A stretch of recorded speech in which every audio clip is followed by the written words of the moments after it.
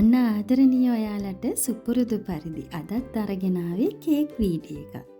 චූටි බැලරිනා කෙනෙක්ට කැමති දුවෙක්ට හදපු කේක් එකක් තමයි අද ඔයගලන්ට අරගෙන ආවේ. චූටි දුව කැමති රතු පාට කිව්වා. ඒක නිසා රතු පාට එකතු කරලා කේක් එක නිර්මාණය කරේ කොහොමද කියලා ඔයාලටම මේ විනාඩි 6 ඇතුළත පෙන්වන්නම්. මේ වගේ කේක් වීඩියෝ ගොඩාක් එකතු කරලා තියෙනවා. ඉතින් නිවාඩු වෙලාවට ඒ වීඩියෝත් බලලා අදහස් ගන්න. මේ ලස්සන හුරුබුහුටි කේක් එකත් බලලා අදහස් අරගෙන මීටත් වැඩිය ලස්සනට ඔයාගේ චූටි දුවට හදලා දෙන්න. ඔයාලා දන්නවනේ ගිය වසරේ මගේ රෙසිපි බුක් එකක් නිර්මාණය වුණා. පොතේ සම්පූර්ණ කේක් පාඨමාලාවක් ලෙස ඔක්කොම ඇතුළත් කරලා තියෙනවා. ඉතින් ඔයාට ඒ වගේම ඔයාගේ හිතවත් දියණියකට තෑගි දෙන්න අපූර්ව තිලිනයක් වෙයි පොත. පොත ගැන විස්තර මම ඩිස්ක්‍රිප්ෂන් බොක්ස් එකේ දාන්න. දැන් අපි බලමු කොහොමද කේක් එක හැදුවේ කියලා. දුවට ඕන වුණා කිව්වේ චොක්ලට් කේක් එකක්. චොක්ලට් කිලෝ එකේ කේක් එකක් හදලා මෙන්න මේ විදියට බටර් අයිසින් එකෙන් කවර් කරා. බටර් අයිසින් එක හරියට හදාගන්න විදිය කලින් වීඩියෝ වල ඇතුළත් වෙනවා. පේනව නේද? අයිසින් එක හරියට හදාගත්තාම දිය ගතියක් නෑ, හැලෙන්නෙත් නෑ. අපිට ලස්සනට කේක් එක කවර් කරගන්න පුළුවන්. ඔන්න දැන් කේක් එක කවර් කරගෙන ඉවරයි. දැන් මේ මොකද දන්නවද? මේක එඩිබල් ප්‍රින්ට් එකක්. චොක්ලට් කේක් එකක් චොක්ලට් බටර් අයිසින් වලින් කවර් කරනවා වගේ නෙවෙයි. බටර් අයිසින් වලින් කවර් කරද්දී අපි සැලකිලිමත් වෙන්න ඕන. ඇතුලේ තියෙන චොක්ලට් කේක් එක එළියට පේන්නේ නැති වෙන්න ලස්සනට කවර් කරගන්න. දැන් මෙන්න මේ විදියට නීට් කරගත්ත කේක් එක මතට එඩිබල් ප්‍රින්ට් එක එකතු කරලා කේක් එක නිර්මාණය කරන්නේ කොහොමද කියලා බලමු.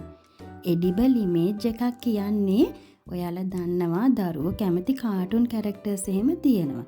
එතකොට ඒක නිර්මාණය කරන්න ඕන වුණාම කේක් එක මතට අපි උපයෝගී කරගන්න දේ තමයි එඩිබල් ප්‍රින්ට් එක.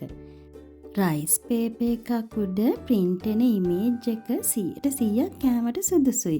ඒවට විශේෂිත වූ ප්‍රින්ටර්ස් තියෙනවා. ඒ වගේම කලර් ලික්විඩ්ස් භාවිතා කරලා තමයි ප්‍රින්ට් කරන්නේ.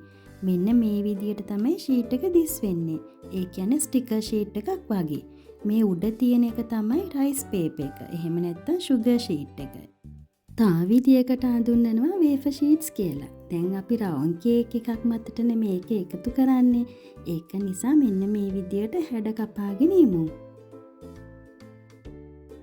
ඔයාලට මම කලිනුත් වීඩියෝ එකක් ගෙනල්ලා තියෙනවා එඩිබල් ඉමේජස් ගැන. පැහැදිලි විස්තරයක් එක්කම. ඒ වීඩියෝ එකත් හිමීට බලන්න. දැන් අපි මේ විදියට රවුම් කපාගෙන අපි ලෑස්ති කරගත්ත කේක් එක මතට එකතු කරමු. මේ විදියට ඉමේජ් එකක් ප්‍රින්ට් කරගෙන ආවහම ශීතකරණයේ තියන්න ඕන නෑ. සිසිල් ස්ථානයක තිබ්බහම හරි. දැන් ඔන්න කේක් එක මතට මේ පේපර් එක එක් කරන්නයි හදන්නේ. දැක්ක නේද ස්ටිකර් එකක් වගේ 100% කෑමට සුදුසු රයිස් පේපර් එකක එන මේ පින්තූර ගැන මගේ රෙසිපි බුක් එකෙත් ඇතුළත් වෙනවා. පුළුවන් අය cooking made simple පහසුයි රසයි ජනනී ගුරුසිංහ කියන රෙසිපි බුක් එකත් ලබා ගන්න. සියලුම සරසවි පොත්හල් වලින් වගේම Lady J Maharagama Lady J බොරැල්ලෙන් ඔයාලට පොත් ලබා ගන්න පුළුවන්. එහෙම නැත්නම් ජනනී ගුරුසිංහ කියන මගේ මේසෙන්ජර් එකට පණිවිඩයක් තියන්න. එහෙමත් නැත්නම් කමෙන්ට් එකක් දාන්න මම ඔයාලට විස්තර කියන්න. දැන් කේක් එක මතට එඩිබල් ප්‍රින්ට් එක එකතු කරලා වටේ හැඩ කරගෙන ඉමු. චූටි දුව ආසයි කිව්වේ රතු පාට නිසා මට හිතුණා රතු පාටින් මල් ටිකක් එකතු කරන්න. මෙන්න මේ විදියට ඔයාලා ළඟ තියෙන කටර්ස් උපයෝගී කරගෙන කේක් එක හැඩ කරගන්න පුළුවන්. දැන් අපි බලමු කොහොමද මම කේක් එක හැඩ කරේ කියලා. ඔයාලට පුළුවන් මේ වෙලාවට ඔයාගේ චූටි දුව පුතා ලං කරගෙන කටර්ස් දීලා මේ විදියට මල් ටික කපලා දෙන්න කියන්න. එතකොට ඒගොල්ලන්ටත් හැඟීමක් එනවා. ඒගොල්ලොත් අතහුරු වෙලා කේක් හදන්න ආස වෙනවා. ඔයාලට පුළුවන් ඔයාලා එකතු කරන ඉමේජ් එකේ පාටට ගලපලා මලුත් කපා ගන්න.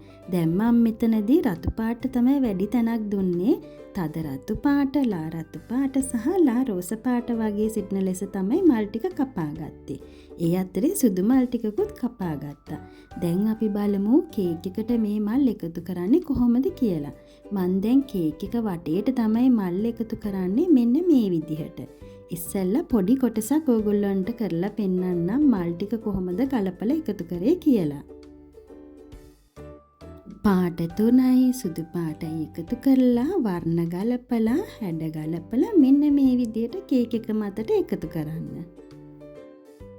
මල් ටික එකතු කරන්නේ බටර් අයිසින් ගාගත්ත කේක් එක මත නිසා ඔයගොල්ලන්ට ලේසි. අපි හිතමු ෆොන්ඩන්ට් එකක් උඩට මේ මල් එකතු කරනවා කියලා. එහෙමනම් ඕගොල්ලෝ පින්සලක් අරගෙන වතුර චුට්ටක් දවටලා තමයි ෆොන්ඩන්ට් එක මත මල් ටික අලව ගන්න ඕන. කටයකින් කපපු මල් එකසරේ කේක් එකට එකතු කරන්න එපා. මලේ පොඩි හැඩයක් තියෙන විදියට මෙන්න මේ විදියට ටූල් එකකින් හරි පින්සලේ පිටිපස්සේ කොටසින් හරි මල කේක් එක මත රඳවන්න. ඔන්න දැන් ඒ කොටස මම ඔයාලට පෙන්නුවා. ඊට පස්සේ රතු පාටින් කපාගත්ත ලොකු මල මේ විදියට කේක් එකේ සමාන කොටස් වලට එකතු කරලා ඒ අතර මැදට තමයි අනිත් පාට වලින් මල් එකතු කරේ. එතකොට මට සමානව එක විදියටම මේ කේක් එක සරස ගන්න පුළුවන් නිසා ඔයගොල්ලන්ට පැහැදිලි වෙන්නේ නැති ඒ ගැන. ඊට පස්සේ බටර් අයිසින් වලින් හරි කපාගත්ත රතු පාට චූටි මල් වලින් හරි යට අවුට්ලයින් එකකුත් යන්න. එතකොට තවත් ලස්සනයි. කේක් එක තව හැඩ වෙන්න මල් වල මැදට කහ පාටින් සහ සුදු පාටින් චූටි බෝල එකතු කරන්න. මගේ හිතේ ඇඳුන මේ චූටි හුරුබුහුටි ලස්සන කේක් එක ලස්සනයි නේද? ඉතින් ඔයාලගේ චූටි දුවත් මේ කේක් එකට ආස නම් පුංචි වෙලාවකින් හැඩ කරලා ඒ හිත සතුටු කරන්න.